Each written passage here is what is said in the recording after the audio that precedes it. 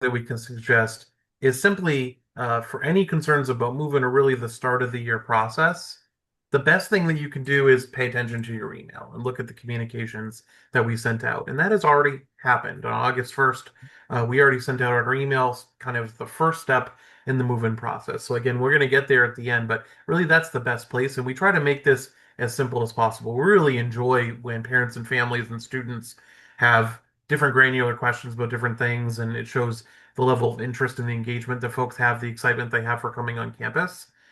So we love that. But we also make the process as simple as possible in terms of if all you did was click the button, pick a time slot, you'll get an email saying show up at this date, at this time, at this place. We can take you from that point and take you through the process. We've been doing this for a very long time. We make this process as fluid as humanly possible, and we anticipate we'll be able to do so again. We kind of have it down knowing our area at our school. So, kind of going forward, what do we mean by move in? So, Danny, if you want to go forward one. Sure. So we kind of use move in as a catch-all term. So in my role with different logistics, move in for me really starts in the next couple weeks. Move in isn't just like one big day. If you look on our website or other areas, you'll see August 28th, which is a Friday, listed as like the big move-in day. And it is. That is the day where mathematically the most people will move in. But it's still not a majority of the people by a long shot. In fact, more people will already be here by that day than will have yet to come. Because we offer a very extended process that allows for folks to best pick the times and things that work for them. And we'll talk about that in the next few slides. So fall move in is really a process. It's really this like 10-day period where we welcome a little bit more than 4,000 people back to the nest, which contractually Danny makes me say. Um, and often really broadening that. Some folks arrive 2 or 3 days later. Some folks arrive a week later for whatever reason. I had a student email me today and say, "Hey, I'm really excited to start, but my family actually booked a cruise, so I was going to come back on Tuesday, 3 days after this." I'm like, "Yeah, that's fine. Like that you're paying for the experience, and that seems like a totally reasonable thing to do." So people move in at different times. So all that stuff is there. All right, if we want to go forward again. So there's kind of these three large buckets of move-in that we have. So there's early arrival, which is kind of the period from the 23rd to the 27th. There's the big move-in day that I've talked about, and then there's extended arrival afterwards. So we're going to talk about that. We're going to talk about what to expect. What does it look like? How will you know where to go? We're going to talk about some of the supports to make it easier on you as you deliver your student to campus, and then also some tips and tricks and some things that we've learned along the way and that families have said, hey, it was helpful to know that, or this suggestion really helped make my process better. Yeah. Mike, you have to remind me which slides I have because Mike knows I forgot that. Oh, I I do have got the you. I'll slide hand you names. off. Don't worry. So, going a little bit more into what these types of move-in are. So, August 23rd through 27th, that's the Sunday through the Thursday. From 2 to 8 p.m., we have early arrival. This can be a great option for a lot of folks for a lot of reasons. Over the years, candidly, this went from kind of, a few students will take advantage of this for a couple of reasons to really being the majority of our students. Again, more students will arrive during these 5 days than will arrive on quote unquote move-in day. And that could be for a lot of reasons. So on early arrival days, some students may have an accommodation need. Maybe they need to move in a little bit slower. They twisted an ankle last weekend, or may have had some other thing that went on that they need to do that with. Or that's just the experience they want. Instead of like a rush day with thousands of people, they'd rather kind of move in when there's only 2 or 3 people moving in that hour, take a couple extra carts without having to worry about how long they have them out, and kind of have a more slow move-in period. Some folks want to come and do early arrival because they have an on-campus job or they're an athlete that already practices start. They work for the bookstore or EMS or have some other role that makes sense for them. Some of them just decide, hey, I want to be there earlier. So on that move-in day, the 28th, I don't actually have to move in. I can go to the events and the things happening on campus that day because I've already settled. I'm already in. So early arrival can be a great option for any of those folks. Or if you're just kind of a go-getter, if you're like, I want to get in there early, walk around, get a lay of the land, all that stuff. We do say, and I saw a question kind of pop up close to this, early arrival does sometimes have some limitations in terms of dining hours might be more limited or transportation might be more limited. We put that in our letters, and also you could check those sources on the website because we're not like fully open yet. And early arrival can also be a great option if you want to come and like dump a lot of the stuff there and then come back on Friday.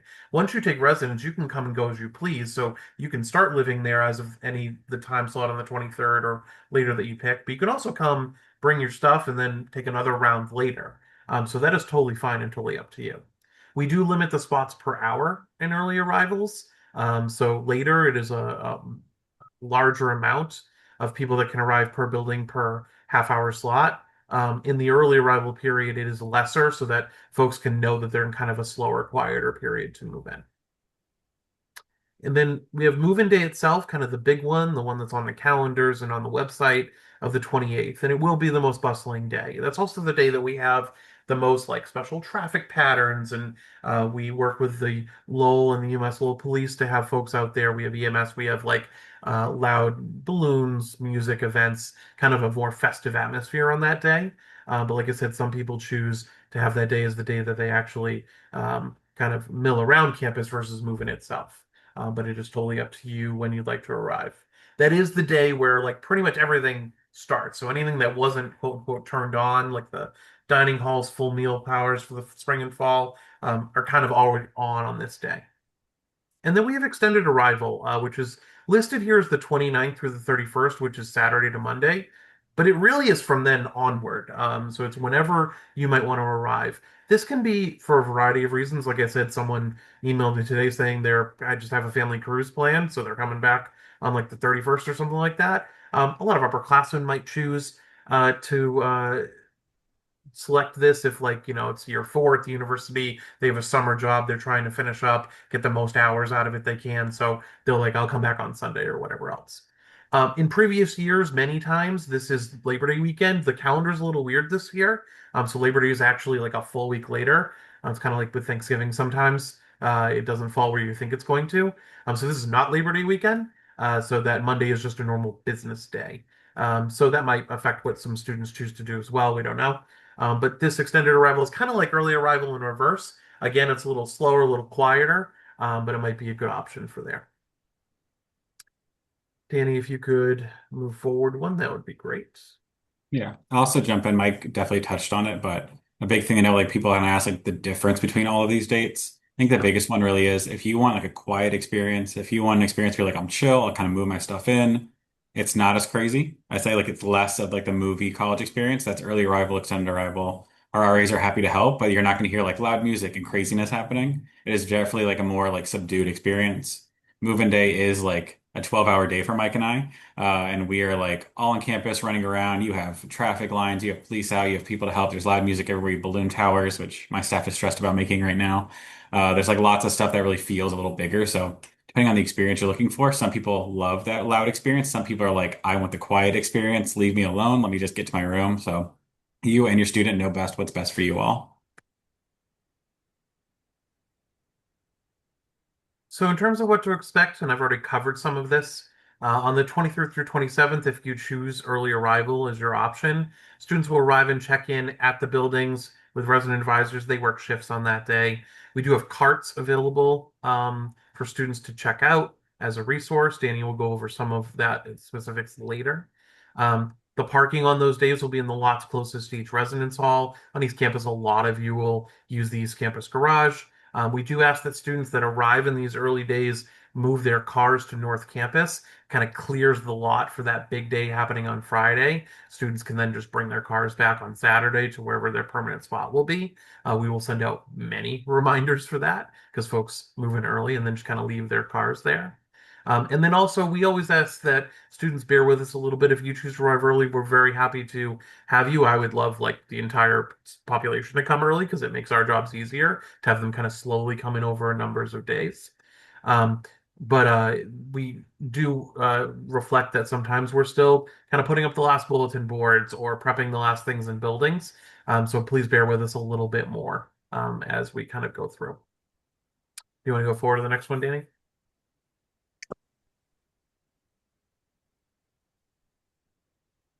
So we talked a little bit about the main move-in day. So this day works a little bit differently because kind of on the early arrival and in a minute when we talk about extended, you're kind of arriving to the building. If you're living in Bourgeois Hall, you put Bourgeois Hall in and approach it and move in.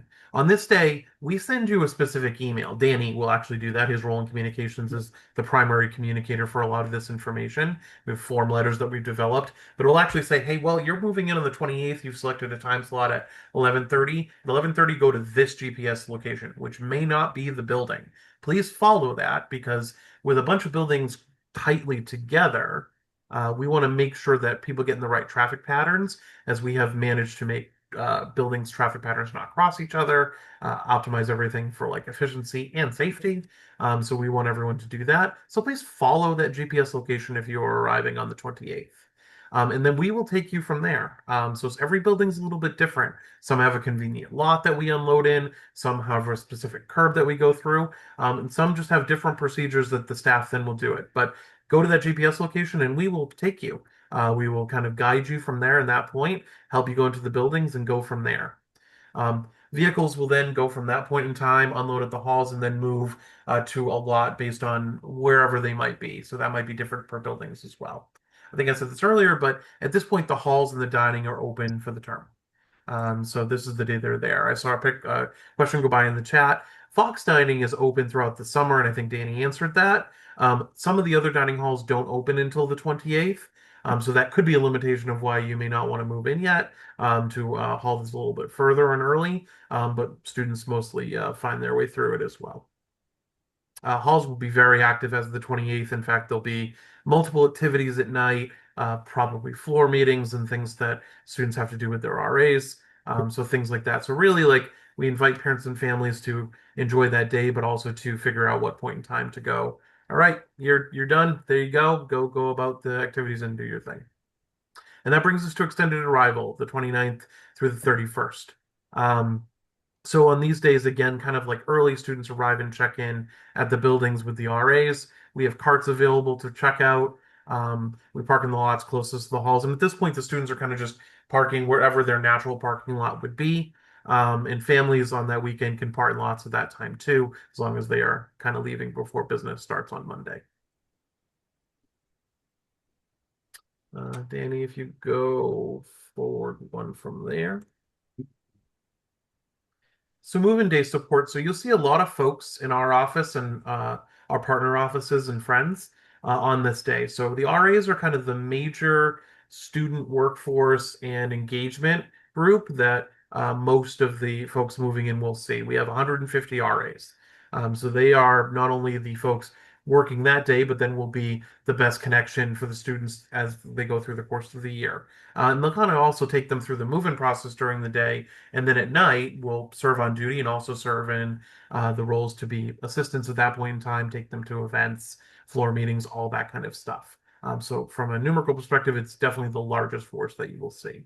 There's residence life staff, like me and Danny, that run this process. We help direct the RAs, liaison with different departments in the city, outside partnerships, and things like that to make sure this goes well. I mentioned earlier we work with both UMass PD and Lowell PD to have folks there to help us with traffic patterns, deal with emergencies if they happen, things like that. So we have a good partnership with them.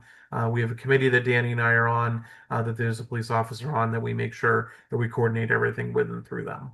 And then we have a number of other staff. We have good partners in other offices, folks that have worked with us in the past, and they kind of donate their time to help move in happen. They want to celebrate new students coming on campus, and that's a great day where they tend to show that. And now Danny is going to take us through some tips and tricks and things to expect in action items going forward. Now Mike gets to do all the chat function, so try to give nice answers. So tips and tricks. So moving in, it can be very stressful. I'll admit, like some people tell us it's very stressful. Other people tell us it was a great experience. They loved it. It really can depend on a couple different things. How much are you bringing, the dynamic, how much your student communicated to you. I found that families that know more about the move-in process from their student, maybe the email got forwarded to you, tends to help you kind of know the answers and know things that are going on. Students don't always click every link. parents do. You guys are great about that. You guys like click on everything and actually like read all the nice stuff we build. Students tend to go like, I'll figure it out. We got this. And that can be a little stressful. But the beauty is, no matter what happens when you get there, our team will be there to help. They will answer any question. They will be there to provide that answer, provide support, provide options if something's not perfect. We're there to help at that point. But tips and tricks. The really big thing is arriving at your student's time slot. So you do have a time slot for early arrival, especially. It gives you about an hour range. Really come in that time. People who come early, it tends to delay other students because then our staff's trying to figure out who they should be talking to, if they're supposed to enforce the time slot, He's as got well his as just room, and he's on Fox Hall. He's not listening. oh, Stephanie, I think you're off mute. You might want to mute real quick. So definitely come during your time slot. Again, if you show up a minute or two early, we're not going to sit there and give you attitude or anything like that. If you come late because an emergency happened, again, you're not going to like have some give you any attitude. We're going to be very helpful and supportive because that's what we're trying to do. But we do say aim to show up at the time or in that range, just because our staff is limited at times. We can't have 130 RAs all available at every moment of the day. And so they're really specified our time slots by how many RAs we'll have available so they can make sure they're giving every student the right amount of support, as well as make sure we have move-in carts for them because move-in carts are limited. We don't have 1,000 of them, unfortunately. We really wish we did, but there's nowhere to store them. So we want to make sure we can give you every resource when you arrive and make your process a little easier. If you're moving in on move-in day specifically, use the GPS coordinates we provide. We know that we can Google Fox Hall. It will probably not get you to where you need to be. It'll probably get you into the middle of a different traffic pattern that might be a little stressful. We'll provide a specific one. That one will lead you to the start of our traffic pattern for the start of your residence hall. So it just kind of makes it easier. With some of ours, especially like Riverhawk Village or University Suites, the side that Google will take you to is not the side that will help you get into the process. So make sure you use the one that we send out. It just makes things a little easier. It will not be the building, but you'll see signage and you'll see staff kind of directing you once you get to that location. Plan for inclement weather. We have like all the knocking on wood. We have not had a rainy move-in in years. I think since I've gotten here, we've had very good weather. Some years we had 60 degrees, which was great. I don't think it's going to happen with how the summer's going, but definitely a plan for heat, plan for there be rain, just because it can happen. So very quickly, we always say, like bring a tarp, bring something to cover your student stuff as you're moving it. There are no overhangs that you can park under. Like you're kind of going to be out in the weather if you're getting rained on. Again, check in with your student. There is nothing wrong with you asking questions of your student. The information's not secret. They should not be keeping secrets from you, especially if you're dropping them off. They definitely should share that with you to make your life easier. Our emails are sent out just to make it simple for them. I'll include a lot of the information we put into those emails onto the family portal because I do think it's great to have you all have that information too. But there will be always some specific item that doesn't get to a parent just because it's specific to that student's building or to that group of students. We don't want to confuse other people with information that's not for them. When you get there, follow staff instructions and guidance. Again, our team is there. They're very well trained on how to do this process. We've been doing a very similar process year over year, so they really have it down, and they will direct you and answer any questions and kind of get you where you need to go. Ask questions if you're not sure. That's always said, like if you're not sure of something, we'd rather you ask. Because we want to make sure that you're not a student who's going to Riverhawk Village and you ended up at Riverview Suites and like you go through a whole process of waiting just to find out you're in the wrong building. That has happened and that's not a good experience. So definitely ask your questions if you're not sure of something. We'd really rather answer them for you. I always say it too, like I had this in personally, you get to be excited. I know some students don't want to be like excited on moving day. They want to be very chill about it. You get to be excited. It's a big day. It might be your first student. It might be your last student, but really enjoy it. We will have people taking photos. We'll have people coming around to tour and interview parents. Like definitely be excited and talk to everyone and like get to experience it yourself. We always say like after you park and unload things, you can go around campus, like hang out on campus, go to events.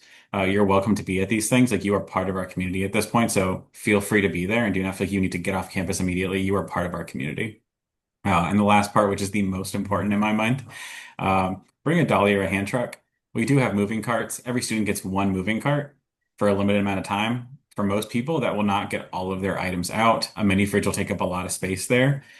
So bring a dolly, bring a hand truck. I think hand trucks are better. And it really will just help you with those heavy items, help you with those important things. If you have an extra person with you, maybe you have a couple people who are helping your student, it gives them a job instead of having to carry something. It just makes life a little easier. And it's like the most underrated thing that many people don't bring.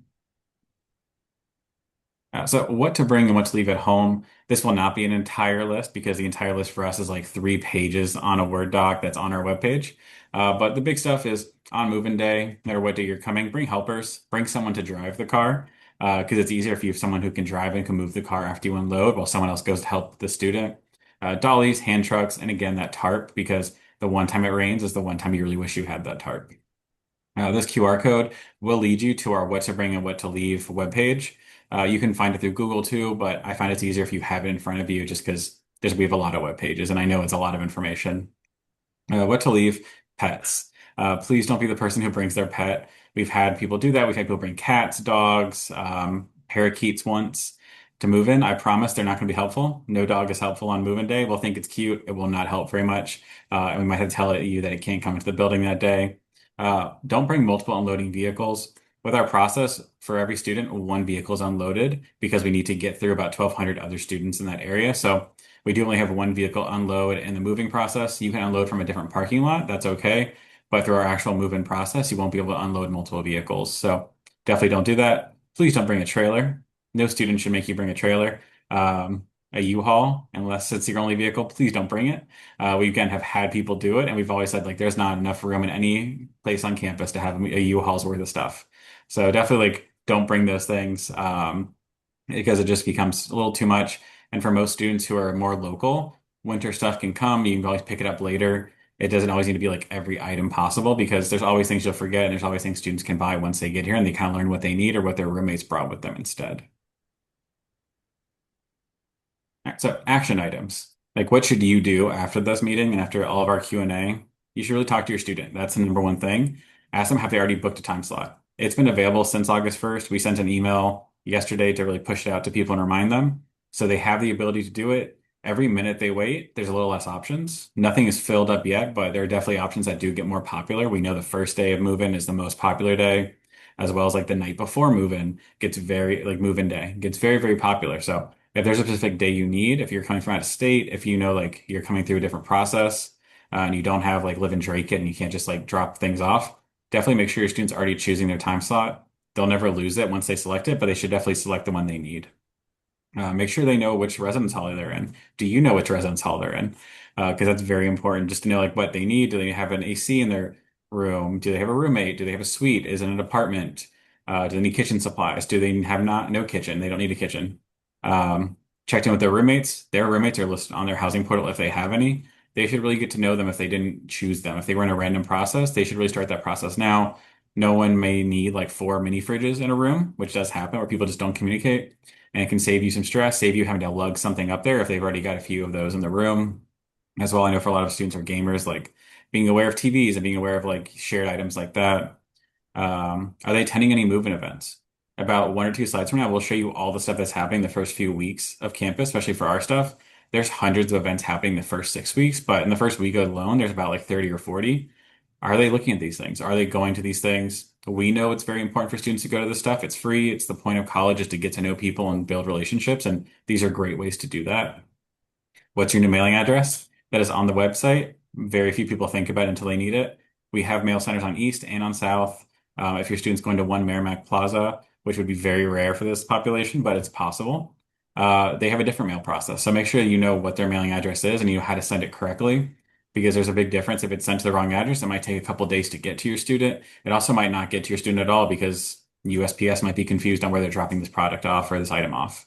If it's an Amazon item, we always say there's Amazon lockers on campus. It might be easier and faster than trying to send it through our mail center, who works on specific days. And like things do take time to process because they are handling, especially that first week. Sometimes they handle upwards of 10,000 student items because everybody's sending things to campus and like they're overwhelmed. So definitely make sure like they know that information, they're communicating it to you. And then again, that move-in email we send, which we'll be sending some more as we get closer to their move-in dates, make sure they're giving it to you. Ask if they've seen it. Can you see it? Forward it to you. There's no secrets there. There's nothing that we're trying to hide from you. It is definitely public information. So definitely ask to see it, see if they can forward it to you. Read through it to make sure that your questions are answered. Maybe they forgot about a question or you already know something's important. And it's good for you to ask those questions or to have them email us to ask us those questions. So actually, this is our move-in flyer. So around campus, you will see a bunch of these lawn signs printed all over. These are just the ones that we as Residence Life are putting on in the first few weeks. But our campus partners like Student Life and Activities is putting on way more as well because that is their big thing. So make sure they're aware of this stuff. This will be attached to all the emails we send out. This will be on lawn signs all over campus. They will see them. It will be obnoxious. I made it. It'll be obnoxiously pink and purple and yellow because we want people to see it. We want people to notice it. So make sure they're going to these events and they're actually experiencing these things because if you're a new student, if you're not coming here with 100 friends, it can feel like a lot to like get to know new people. So we really think like going to this stuff really helps and just gives you an excuse to meet more people as you go. And it's really helpful to meet people early when everybody else is still like trying to get to know their groups as well. Send your students to clubs and club meetings because a lot of the clubs have tons of meetings the first few weeks. And it's a great way for students to get involved, even if they're not sure if it's like their favorite club in the world. All right. So now our Q&A. Like I said, we left time for Q&A because we know you're going to have questions that our presentation cannot answer. A big thing to notice is if we didn't answer your question today, definitely email us. Calling, I would say, is helpful. We only have so many people who can answer phone calls. Sometimes they just can't answer you if they're helping someone else. An email, we can all process. Our entire team can look at those emails, and everybody who has the best answer can jump in and answer it for you. So you may get your question answered faster through that process. But I'm going to stop. I'm going to look at all the chat, and if anybody has any questions, we'd be happy to answer them. Well, the Mike, most recent one that I hadn't gotten to yet was something, Danny, you had answered, and then there was a follow-up about UML IDs. So students can get, or anyone associated with the